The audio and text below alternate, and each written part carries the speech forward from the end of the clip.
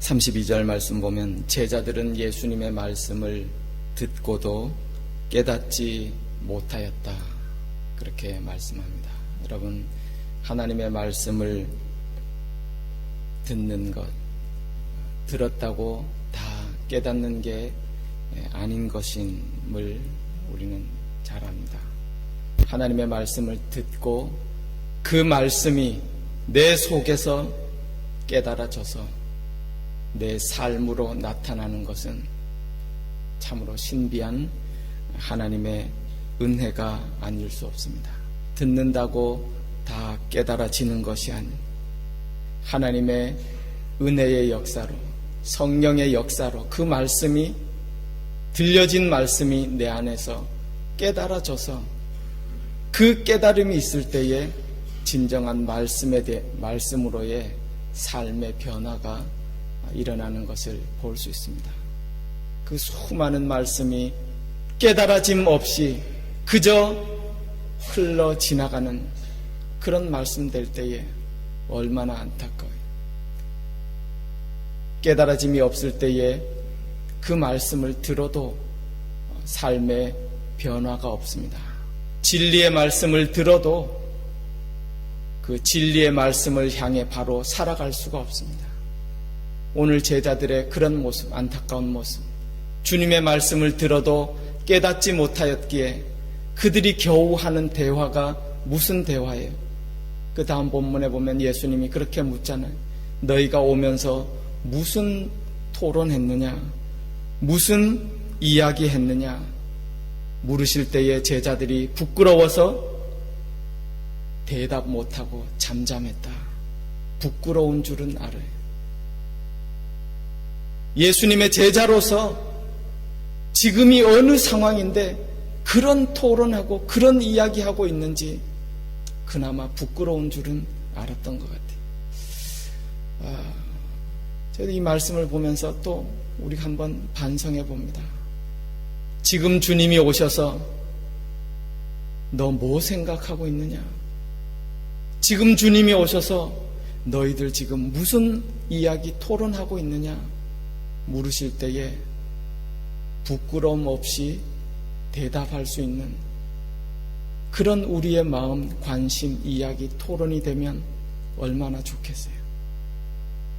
지금 너희가 무슨 토론하고 있느냐? 예수님 앞에 말씀드리기 부끄러운 그런 우리의 대화, 우리의 관심, 우리의 토론이 되지 말아야 될 것입니다. 길에서 무슨 이야기 했느냐, 무슨 토론했느냐, 이 질문은 바로 앞선 본문, 우리 어제 한번 살펴보았잖아요. 그 상황을 다시 한번 우리로 하여금 생각나게 합니다.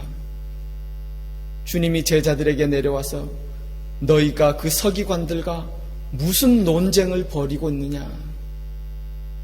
예수님이 모르셔서 묻는 게 아니라고 우리가 알았잖아요. 지금 다른 사람과 논쟁해서 될 문제가 아니에요. 다른 사람에게 무슨 설득하고 이론으로 무슨 변증한다고 하나님의 나라를 변증할 수 있는 게 아니에요. 말로, 토론으로 되지 않는다는 사실을 어제 바로 앞선 본문에서 그 상황에서 우리가 보았잖아요. 믿음이 약할 때에 우리가 기도함으로 믿음 앞에 바로 서서 믿음의 내 삶의 능력이 힘이 없을 때에 세상은 우리를 공박합니다. 그죠? 우리를 지탄합니다. 우리를 멸시합니다. 거기에 대해서 우리가 무슨 논리로, 설득으로, 토론으로 되지 않는다는 사실을 우리는 보았어요. 주님 말씀하셨잖아요. 하나님의 나라는 말에 있는 것이 아니에요. 우리가 뭐 잘 설명해 준다고 되는 게 아니에요. 하나님의 나라는 말에 있지 아니하고 오직 능력에 있음이라. 고린도전서 4장에 그 능력에 있다는 게 뭐예요? 우리 믿는 그 믿음, 그 힘이 우리 삶 속에서 능력으로, 믿음의 역사로, 사랑, 그러면 사랑의 수고로, 소망, 그러면 소망에 인내하는 그런 삶의 힘 있는 모습으로 나타날 때에 사람들이 야, 하나님의 나라가 있는가 보다 인정한다는 그런 말씀이잖아요. 우리가 그런 삶의 참 모습으로 나타나고 힘 있는 모습으로 우리의 삶을 살아갈 때에 그제서야 세상 사람들이 우리에게 질문한다고 그랬어요. 베드로전서에 보면 참 신기하다. 똑같은 상황인데 어떻게 그런 상황에서 그런 삶의 모습을 힘있게 살아갈 수 있을까? 당신들에게 있는 그 참된 소망에 관한 그런 이유를 좀 가르쳐 주십시오. 그게 베드로전서 3장 15절 이하에 너희에게 소망에 관한 이유를 묻는 자에게 예수 그리스도를 구주로 삼은 그로 말미암음을 항상 대답할 수 있도록 그렇게 하라. 우리 가운데 주신 말씀을 기억합니다. 우리가 말씀을 들어도 그러므로 참된 깨달음, 힘이 없을 때에 연약해지고 오히려 멸시를 받고요. 믿음이 있어야 된다. 기도해야 된다. 말씀을 암만 들으면 뭐예요? 믿음에 힘이 없는 걸. 기도해야 된다. 알지만은 참된 깨달음이 없어서 하나님 앞에 기도하는 시간이 없는 걸 어떻게 하겠어요? 내 육신이 약한 걸.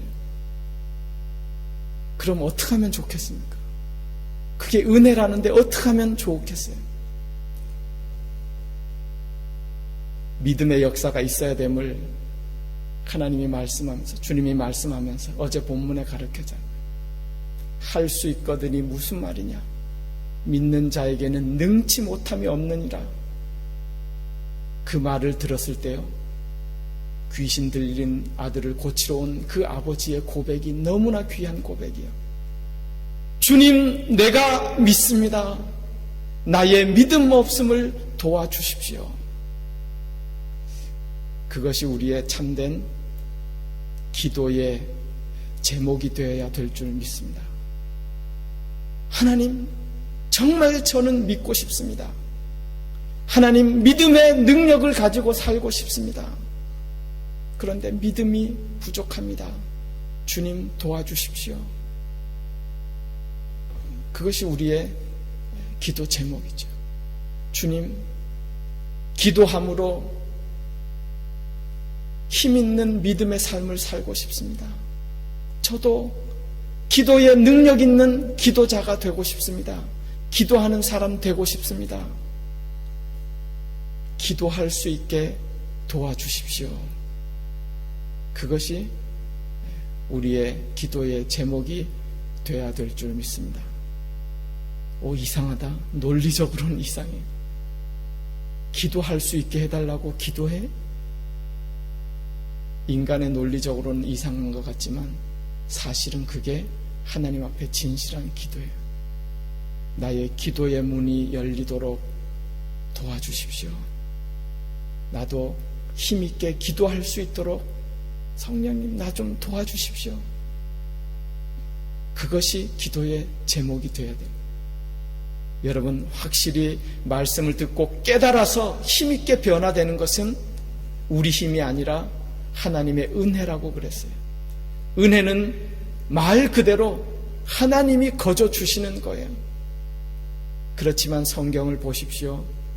하나님이 거저 주시는 은혜라고 해서 가만히 있는 자에게 은혜 주시는 것은 아니더라고요. 신비롭잖아요.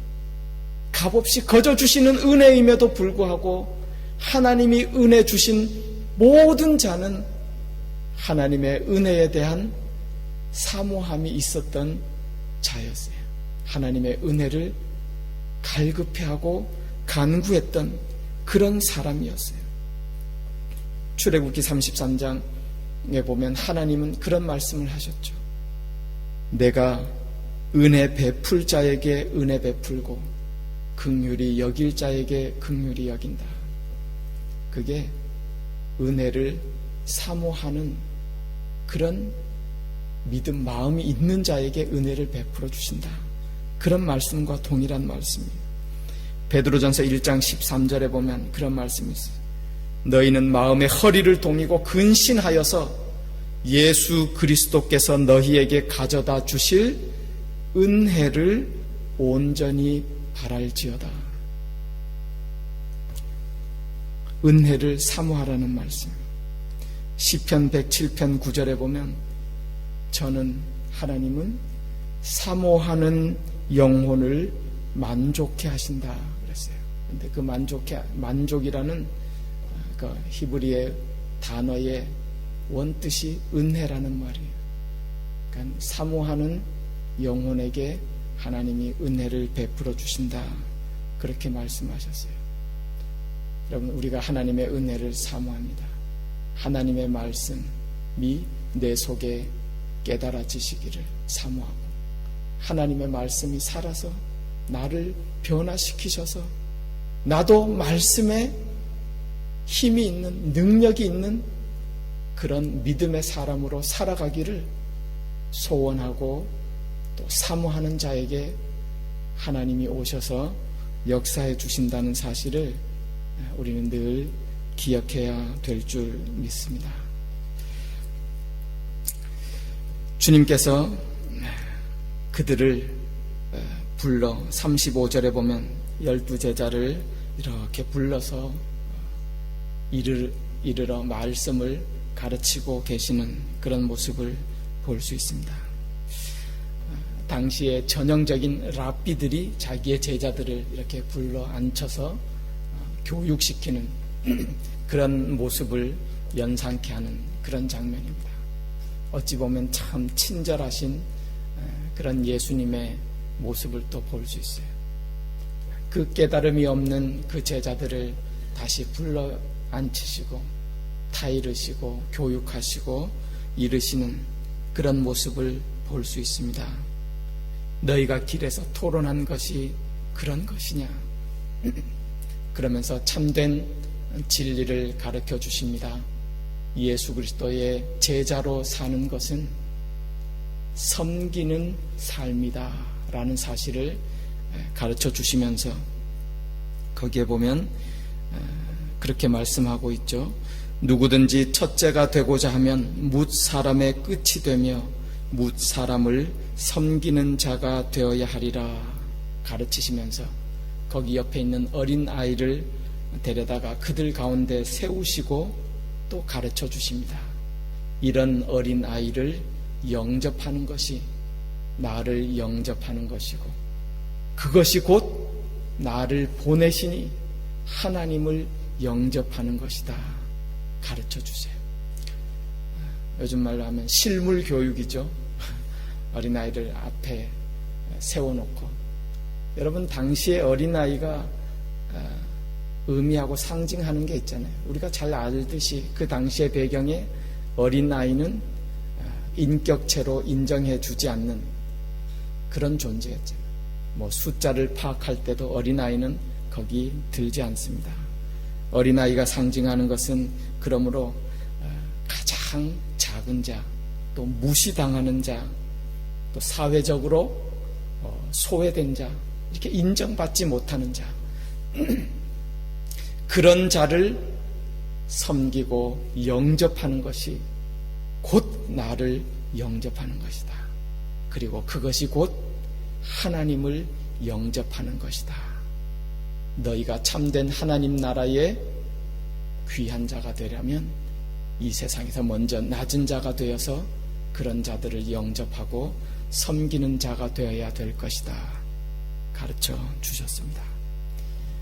예수님은 지금 제자들을 이렇게 어떤 의미에서 가르치시고 훈련시켜 오는 과정이었어요. 그 전에 앞선 8장에 보면 제자의 삶은 신앙의 바른 고백이 있어야 됨을, 자기를 부인하고 십자가를 지고 따라야 되는 삶임을 가르쳐 주셨어요. 또 9장에 와서는 우리가 바로 어제 본 본문처럼 제자의 삶은 믿음이 있어야만, 믿음과 기도로 바로 서야만 그 사명을 감당할 수 있는 그런 삶임을 가르쳐 주셨어요. 오늘에 와서는 주님은 또 말합니다. 제자의 삶의 본질이 무엇인가? 섬김이다 가르쳐 주셨어요. 주님이 자신의 오심을 그렇게 말씀하셨잖아요. 인자가 온 것은 섬김을 받으려 함이 아니요 도리어 섬기러 왔다. 그 섬김이 예수 그리스도를 따르는 삶임을 우리 가운데 가르쳐 주셨습니다. 여러분, 예수님 영접한다. 너무 추상적으로 늘 생각해서는 안 돼요. 오늘 말씀해 보면 분명히 말씀해 주셨잖아요. 사람이 무시하고 소외된 자, 약한 자, 어린아이 같은 자, 그 자를 예수님 섬기듯이 그 마음으로 영접하면 예수님이 나를 영접한 것으로 인정해 주시겠다는 거예요. 그렇게 하면 하나님이 하나님을 영접한 것처럼 인정해 주시겠다는 거예요. 여러분, 예수님 섬기기를 원하십니까? 너무 추상적으로 생각할 필요 없어요. 말씀 그대로 우리가 따라야 돼요. 예수님이 말씀하신 대로 그런 어린아이 같은 소외된 자, 약한 자, 세상이 멸시하는 자 영접해 보십시오. 예수님이 나를 영접한 것으로 인정해 주십니다. 하나님이 하나님을 대접하고 영접해 준 것처럼 인정해 주시겠다고 그렇게 분명히 우리 가운데 말씀해 주고 계십니다.